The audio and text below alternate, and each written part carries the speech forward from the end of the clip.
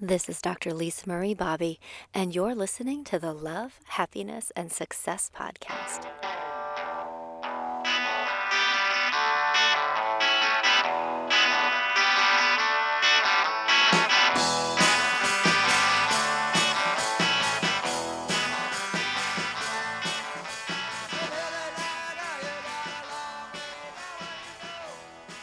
Today on the Love, Happiness, and Success Podcast, we're going to be talking about something that I think is really important.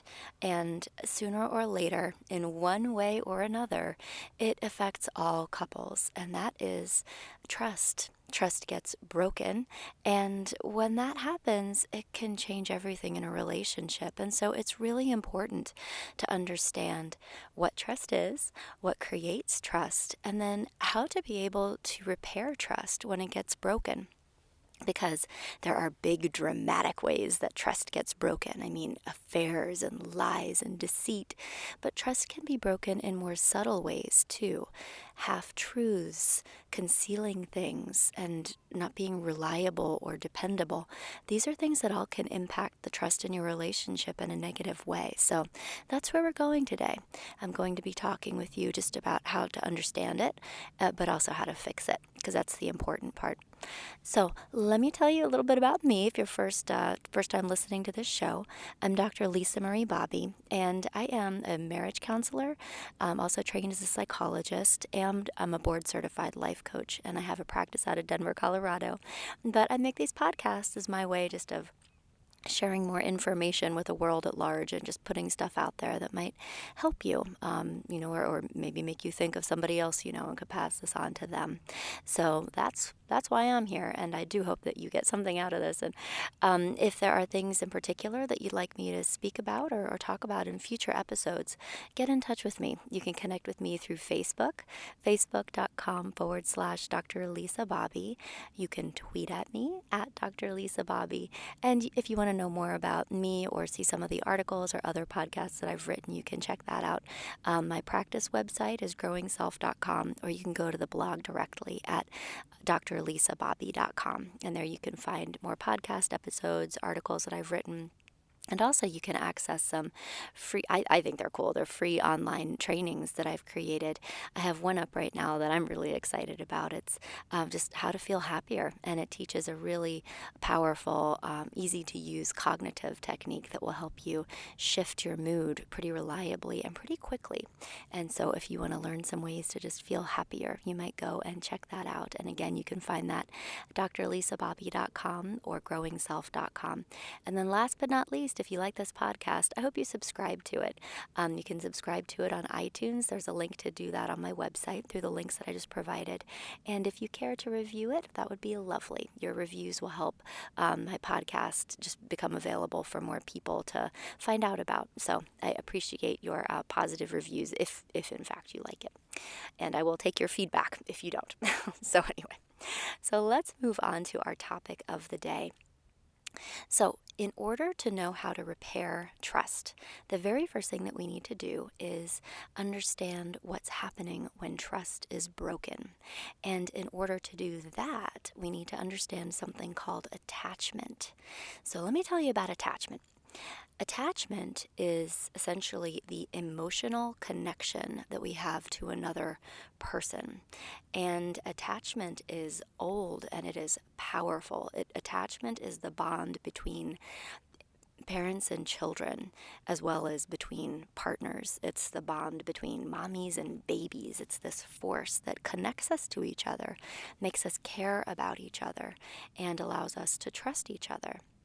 And so this is like primordial, ancient human bonding stuff, okay? This goes back to being, apes on some level, because from the moment that we're born, we are trying to attach to someone, usually our mothers or other, number one caregiver.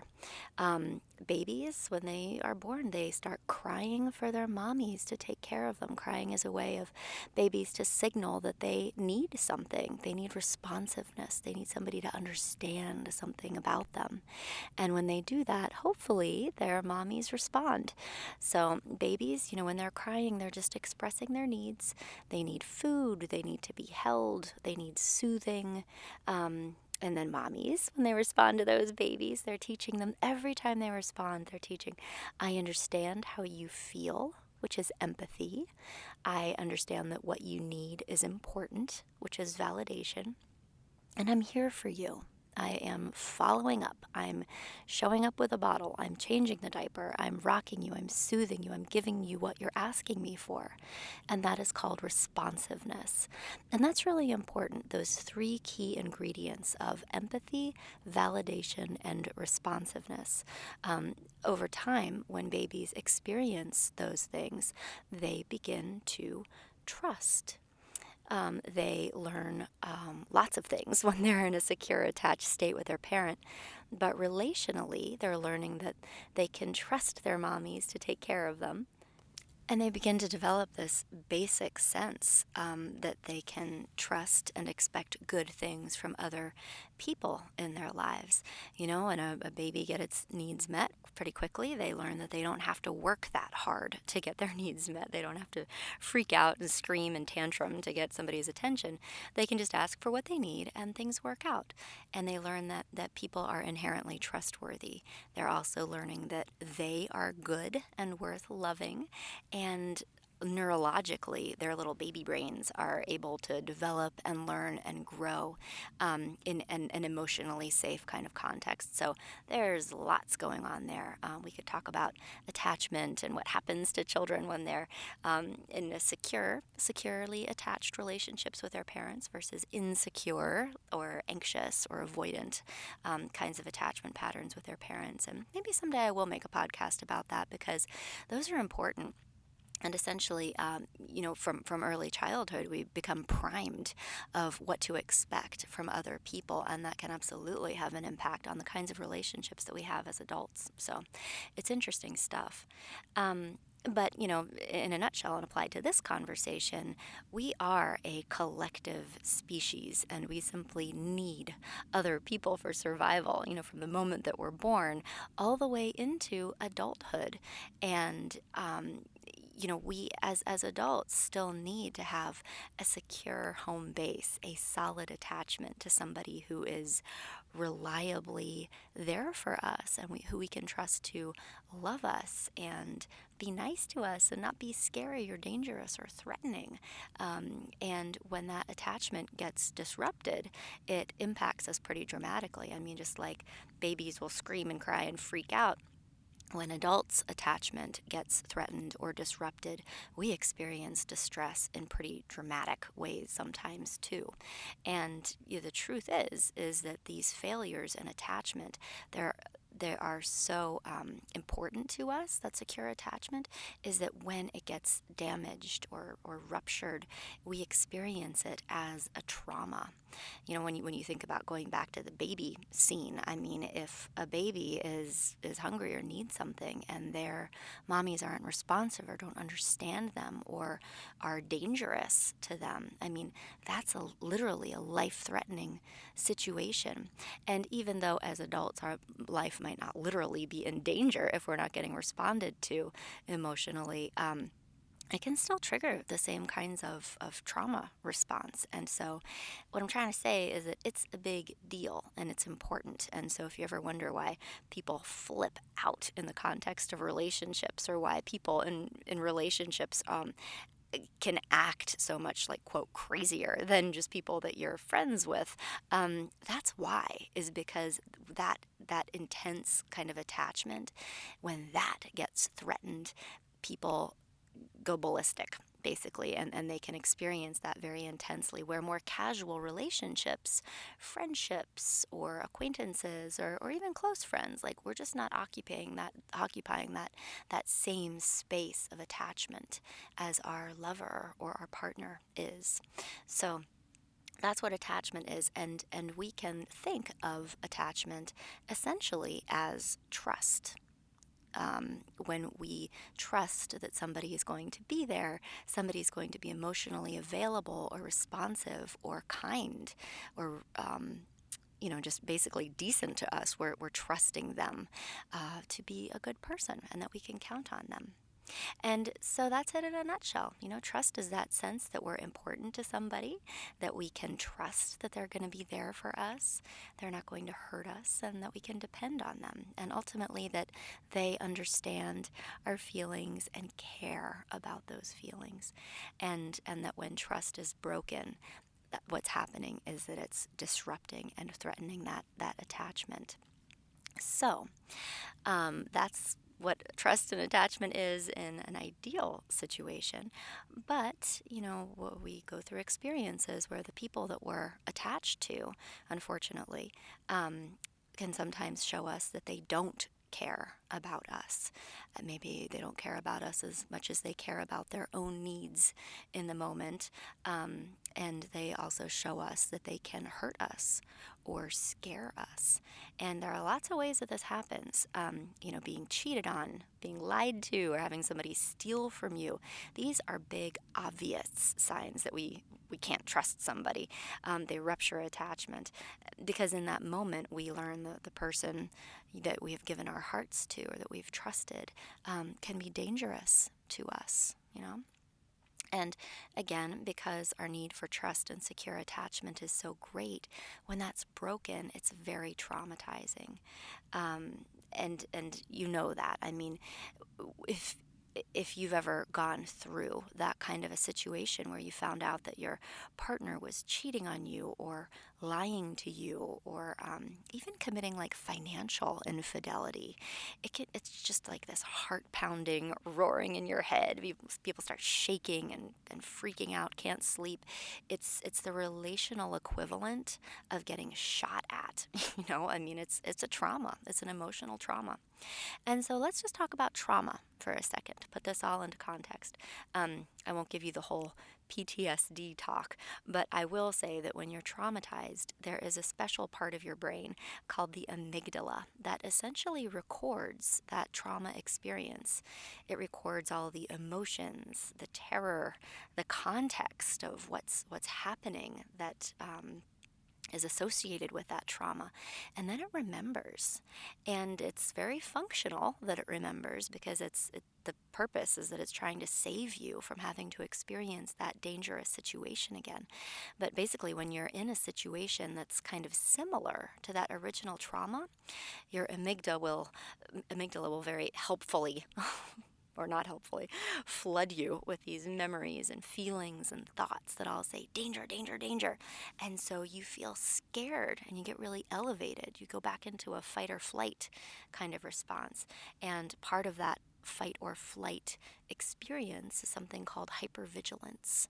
We are focused and alert of, is this going to happen again? Am I in danger of being re-traumatized? And so the idea from a survival perspective is that this fear and the hypervigilance will keep you safe. But of course, when you are traumatized in the context of your relationship, the person who used to be a source of safety and comfort essentially become a source of danger or fear, and it being in their proximity or having them do certain things or behave in certain ways will trigger this fear and rage and pain all over again. And that is really hard, I think, for both people in a relationship. And that will persist until trust is mended.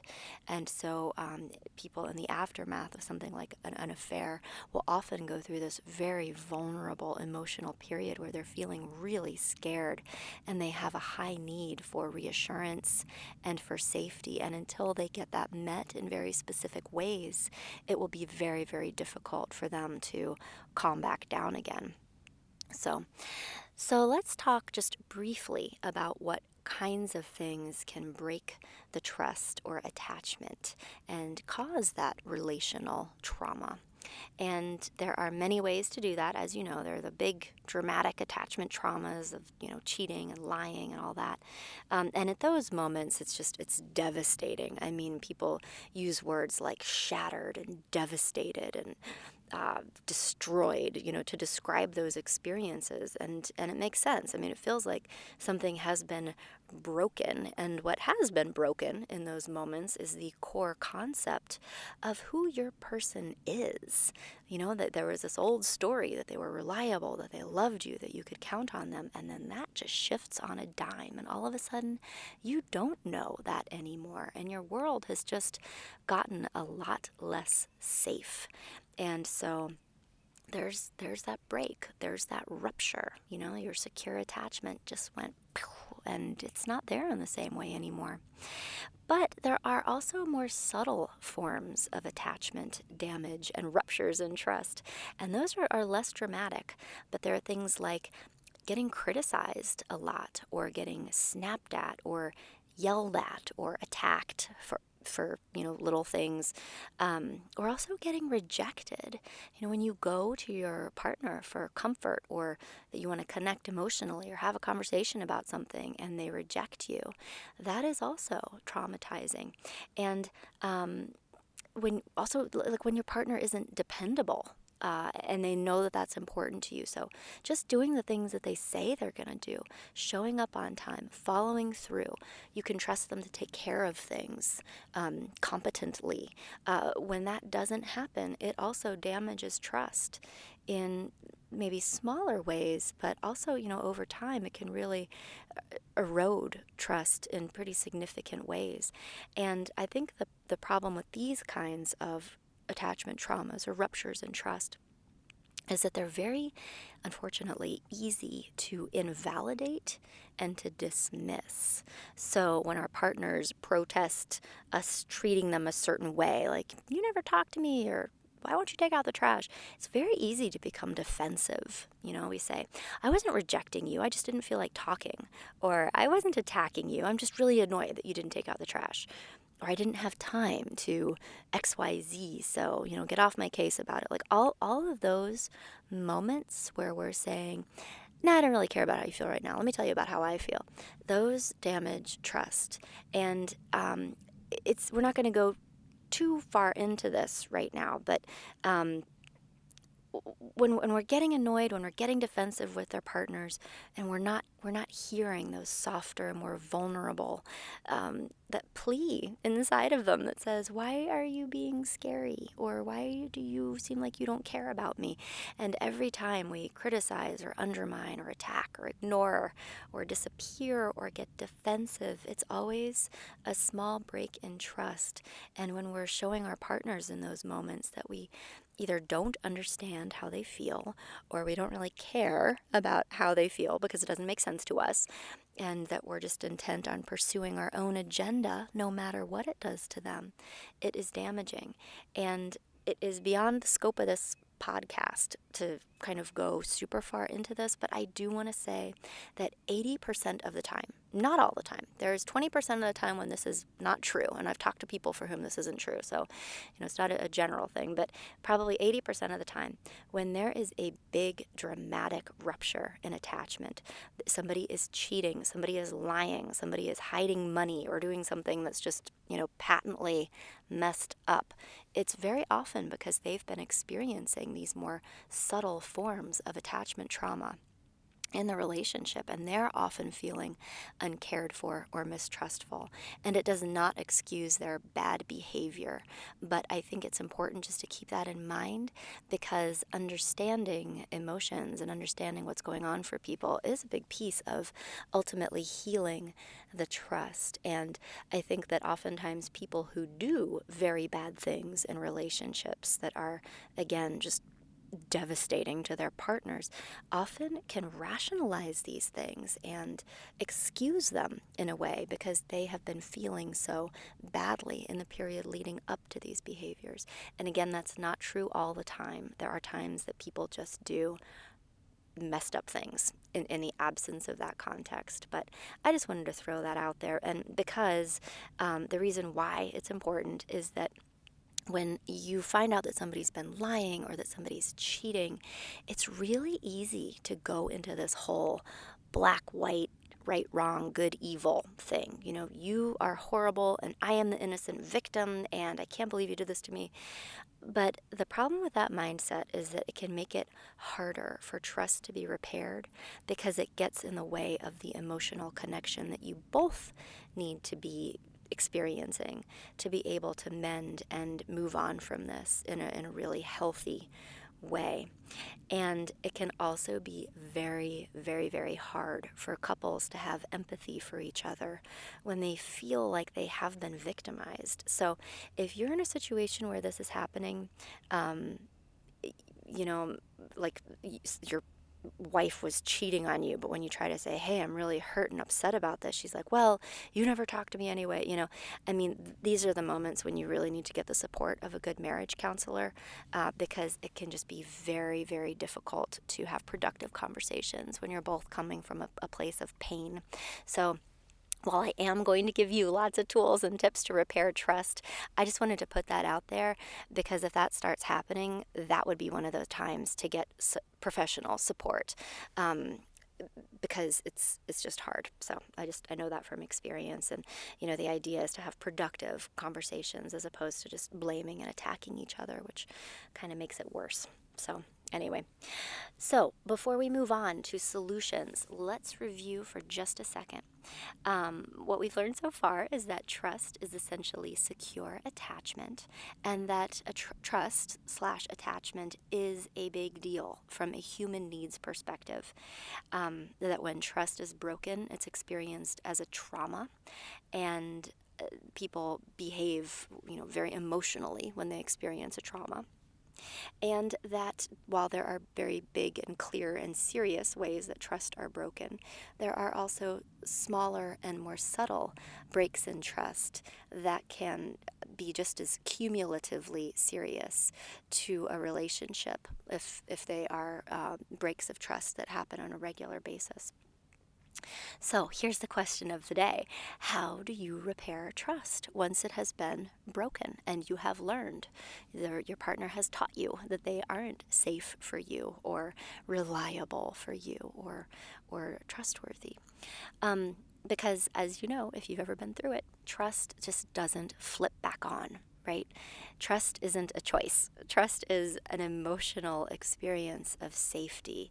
And when trust is broken, it is a visceral trauma experience, and you can't just stop feeling that.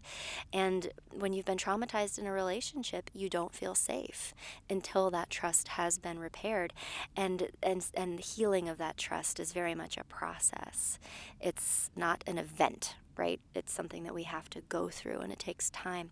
And, one thing that I see all the time in my practice, which is really sad, but with coaching and with having more information, oftentimes people can work through it, but is that people in relationships where trust has been damaged, often one of them, or sometimes both of them, is doing just about the worst thing that you can do when there has been a break in trust, which is get frustrated with the healing process. Because whenever people start saying things like, that happened in the past and that's not happening anymore, so you really need to get over it and move on. Whenever one person is saying that to the other, or even saying it to themselves, I don't know what's wrong with me. I don't know why I just can't trust him again. That was in the past. It will always get in the way of the actual work that people need to do to repair trust, because it deprives you of the opportunity to experience empathy, validation, and responsiveness when we're trying to just discount it and deny it and disown it. So it's kind of general rule number one is don't do that. I'm going to give you some alternatives for what to do instead, so don't worry. So the process for repairing trust is actually fairly simple and straightforward in terms of like the mechanics of how to do it. It takes a long time and it takes a lot of patience. So here are the 5 ingredients that you need to repair trust. Number 1 is safety.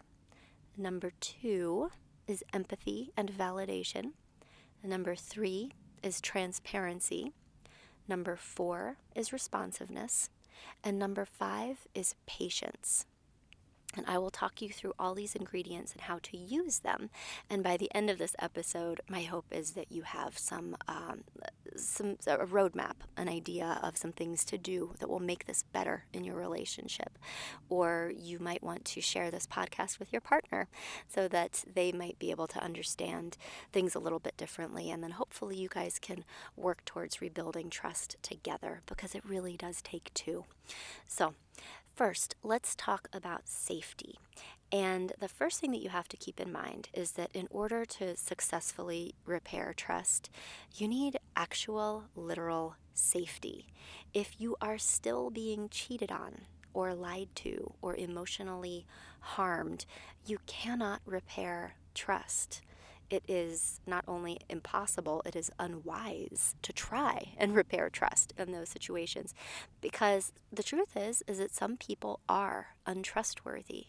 And when you feel afraid of them or mistrustful of them, it's because you've had bad experiences, and your emotional guidance system might be telling you that this person is dangerous. So instead of continuing to try to change this person and make them be a safe person for you, in these moments, if it's happening over and over and over again, I would like to encourage you to practice just exploring those feelings of fear and what they're telling you and what might happen if you did take guidance from them.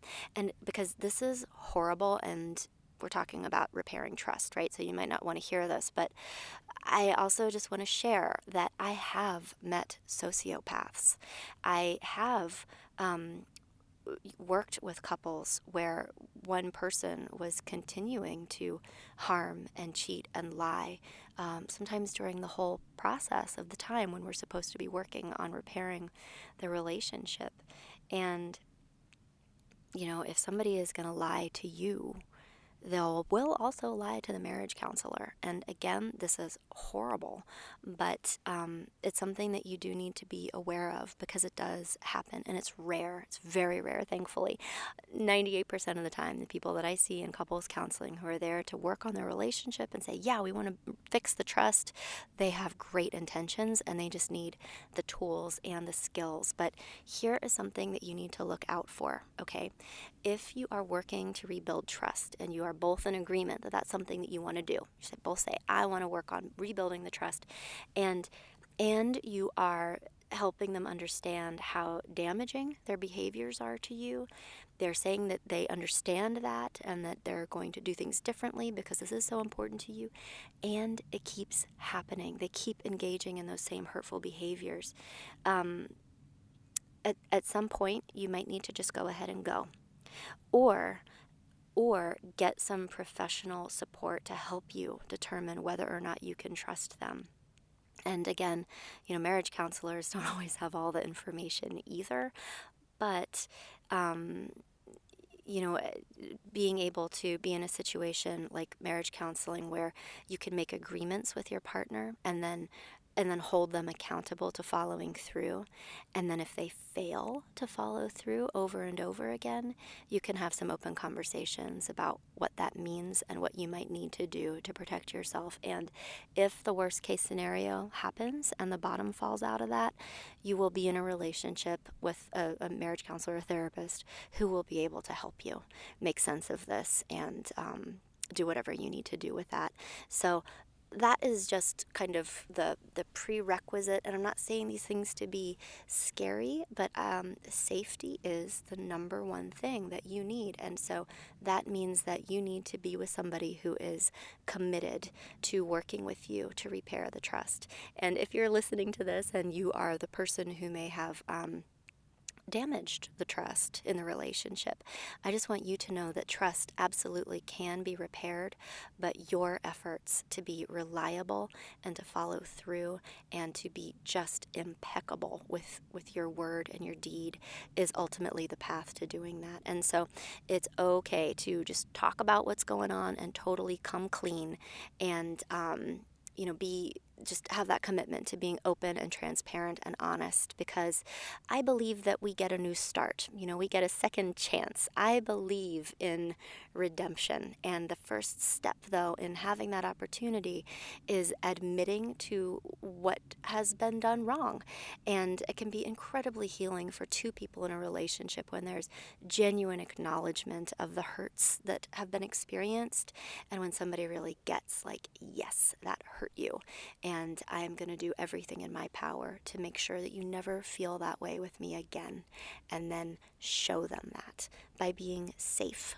So safety is incredibly important. It is a non-negotiable part of the healing process. So safety. Now, the second step is empathy.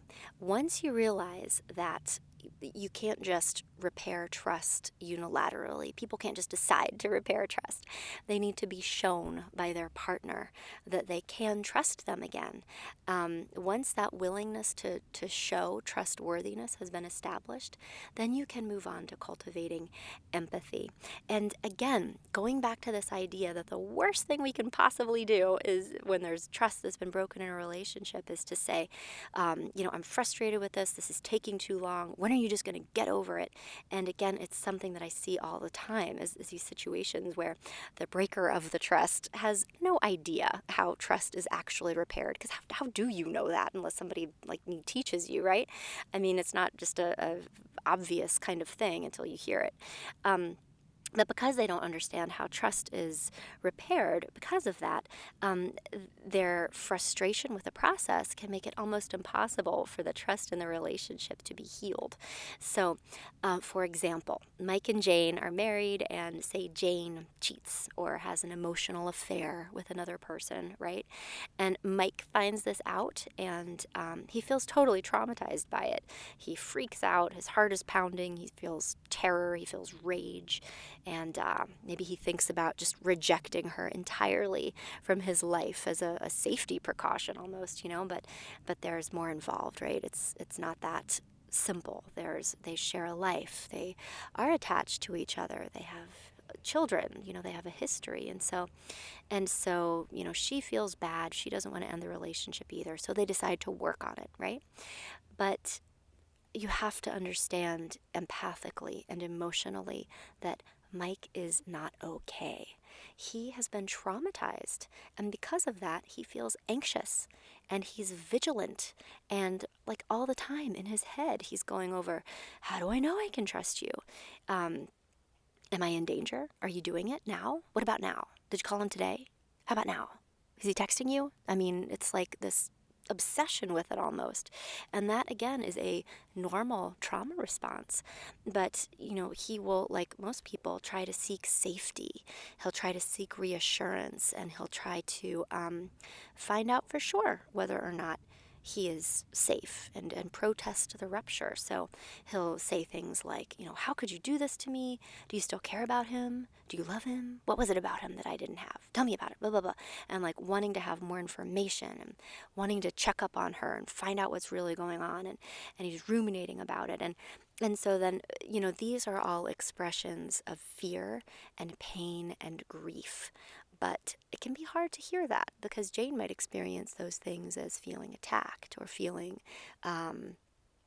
judged or blamed or all this stuff. And so that's likely to elicit her defensiveness, right?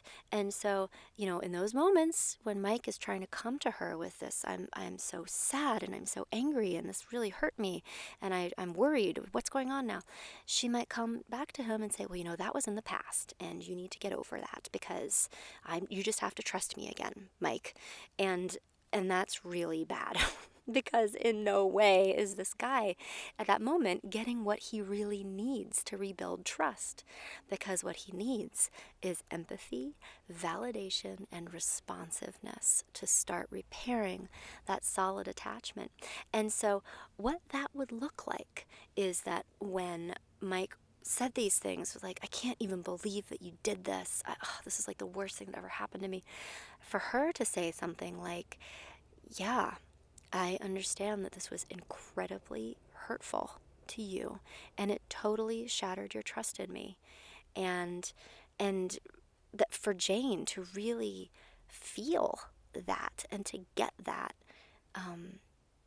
to understand Mike's feelings and to care about Mike's feelings and really to allow herself to feel bad about what happened because it was crappy, you know?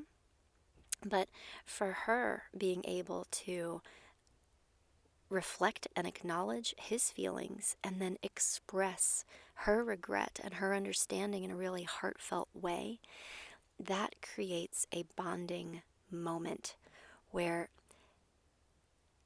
he's in pain and she feels his pain and also is in pain because of that, and it can communicate that.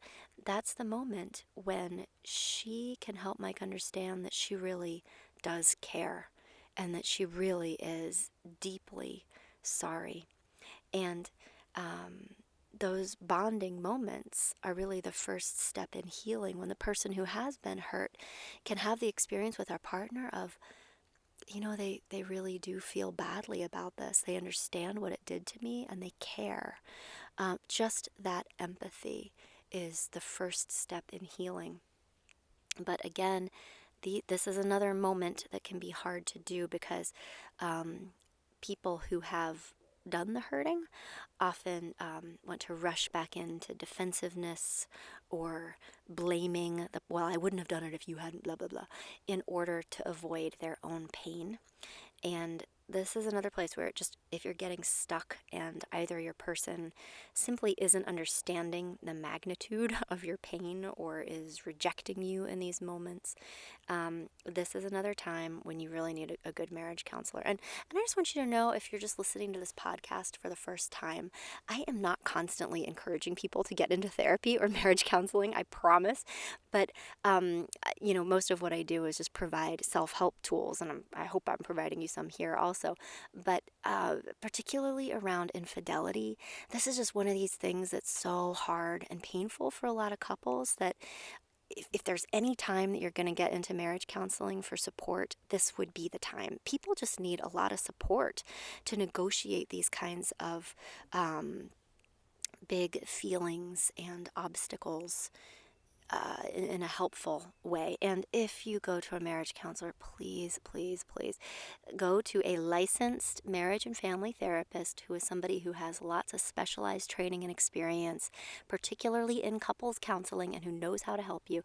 And even better, find somebody who's trained in something called emotionally focused couples therapy, or EFCT, which is one of the best researched, most effective, and longest lasting kinds of therapy, couples therapy, and it's also based on attachment theory. And so if you go to somebody who is a marriage counselor and who knows about this particular approach, they're going to help you really be able to repair that ruptured attachment and that trust.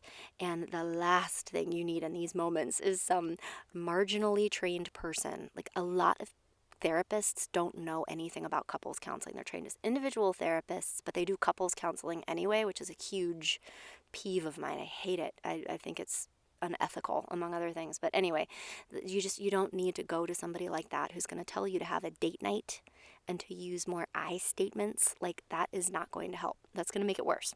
So, licensed marriage and family therapist and emotionally focused couples therapy. Those are the things that you need. Okay, but to get to that emotionally connected, empathic, and validating conversation is the next step on this process of healing. And you can't do it on your own, get some help. But once you're in that place and you've connected emotionally around the trauma of the attachment rupture, and the person who did the harming is really understanding how what they did impacted their partner, and the person who has been harmed really feels like the, quote, perpetrator understands. And that might happen on both sides. The person who has been cheated on obviously needs to understand that their partner really gets how painful that was and how awful it was, and that it will never happen again. And they might also need to understand what was going on for their partner emotionally in the months and years leading up to those events. The partner might have some stuff to talk about too. So to be able to connect empathically in that place is just essential.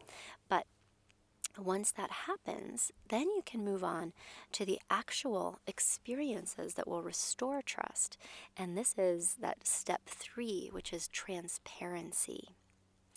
Transparency, responsiveness, and patience are the final steps of this. So let's talk about transparency.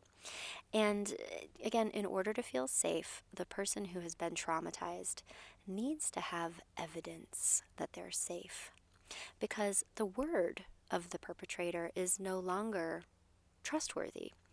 And so they need hard evidence. And hard evidence looks like, information. I mean, having access to bank statements, having access to phone records, being able to see who texted and what they were texting about, open access to email accounts. Cell phones should be kept out in the open so that the betrayed partner can look at them to see if anybody has been texting, or maybe even have access to a Facebook page.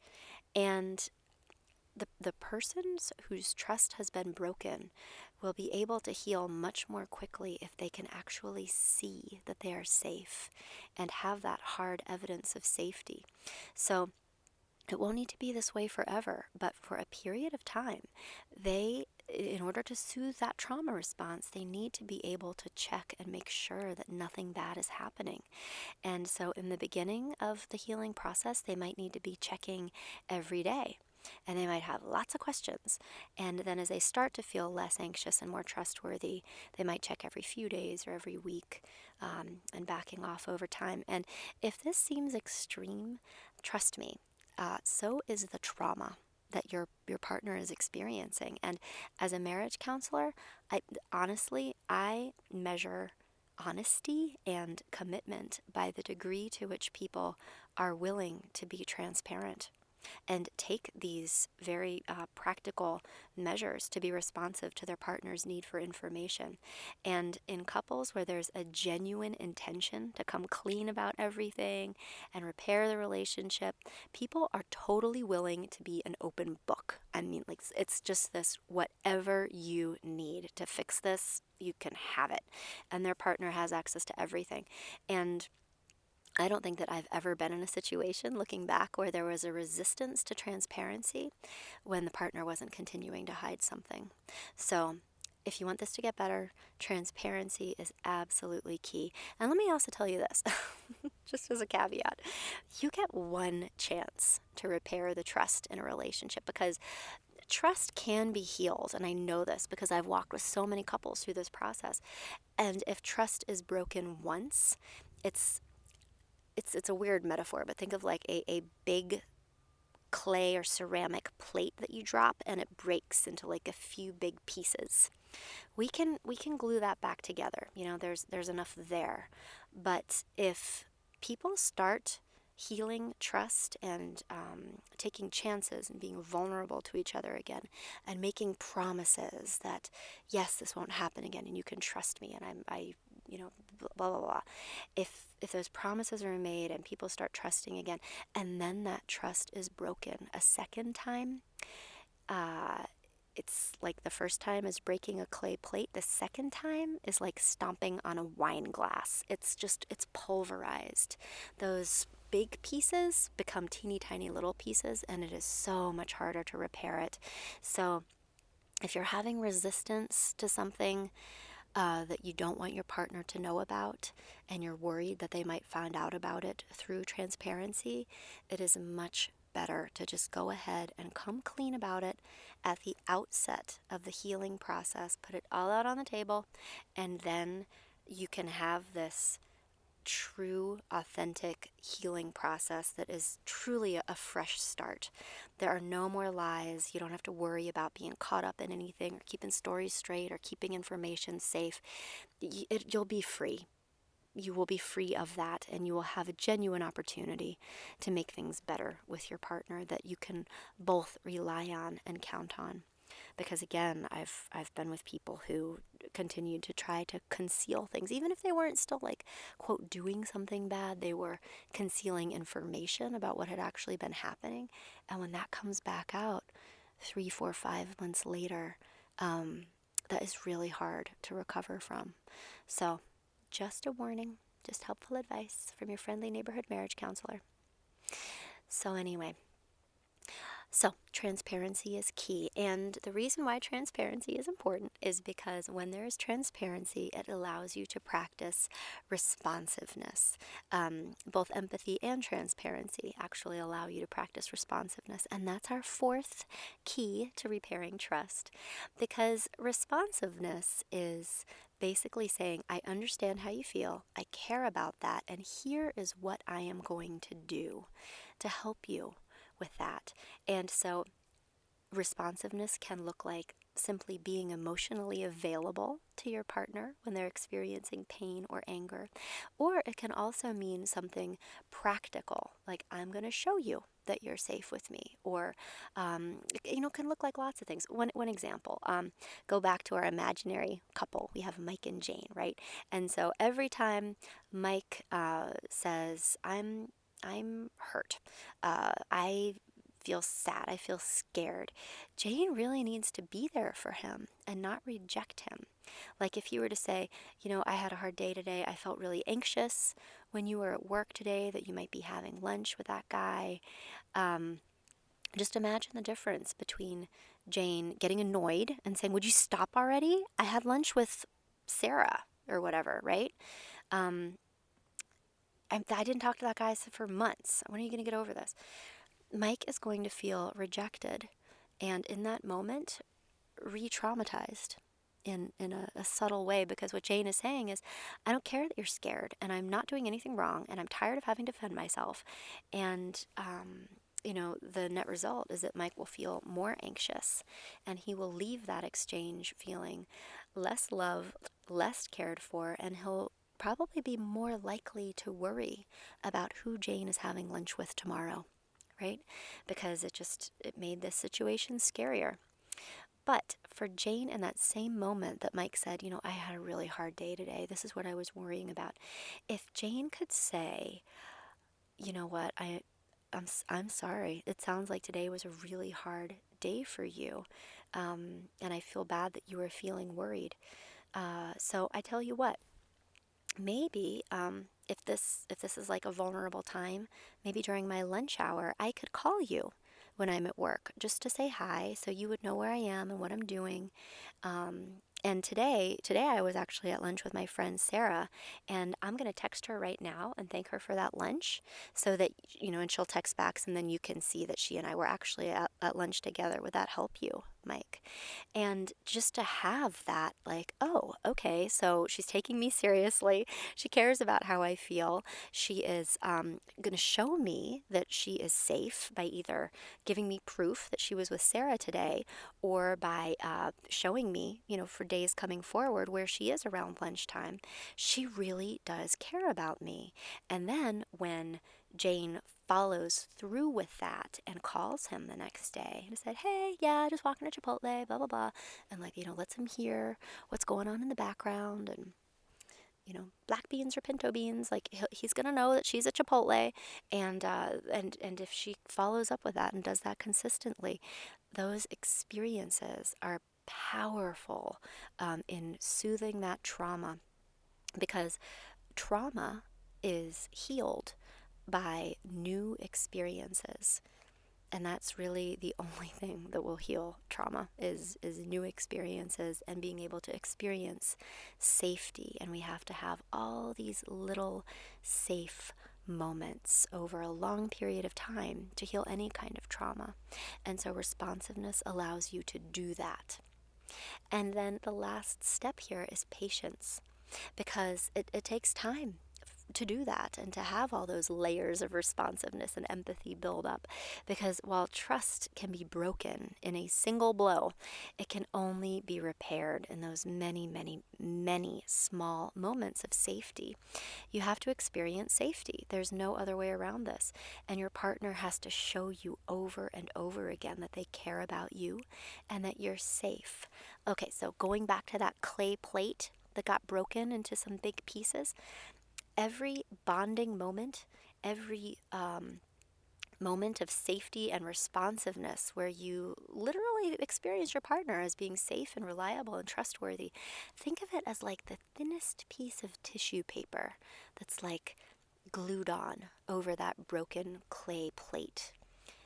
And if you have 3 little layers of tissue paper, as soon as you pick that heavy plate up, it's going to fall right apart again because those 3 little layers aren't enough.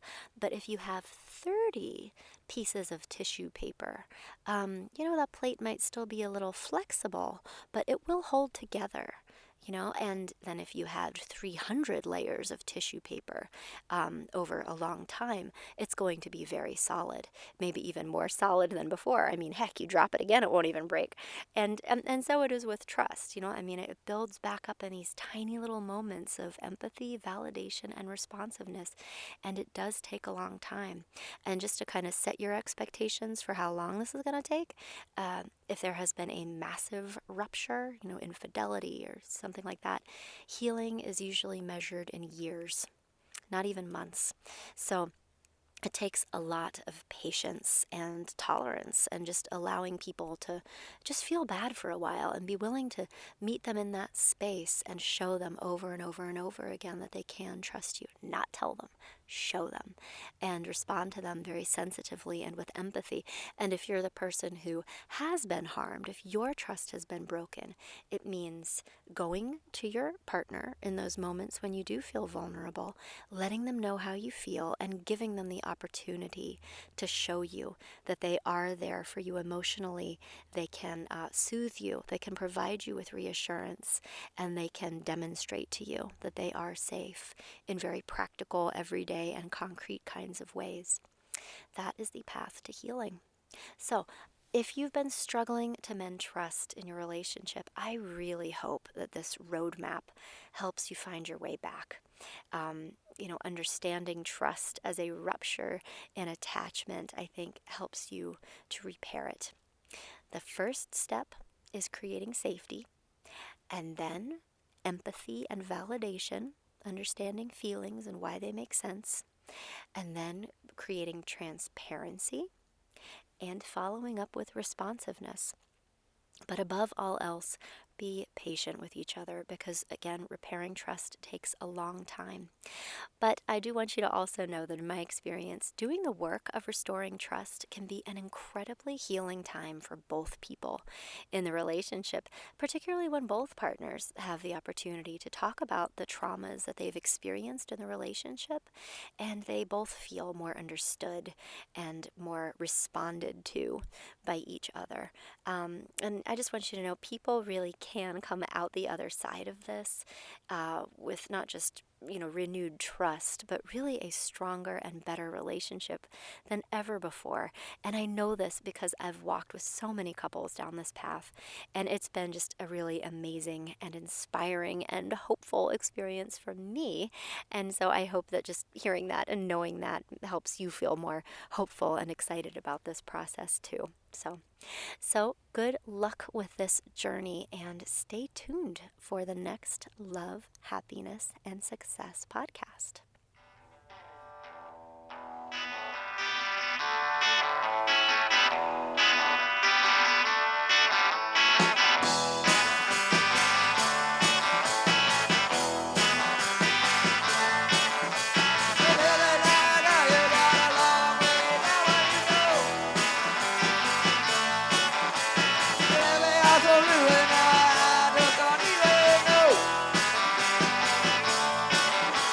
I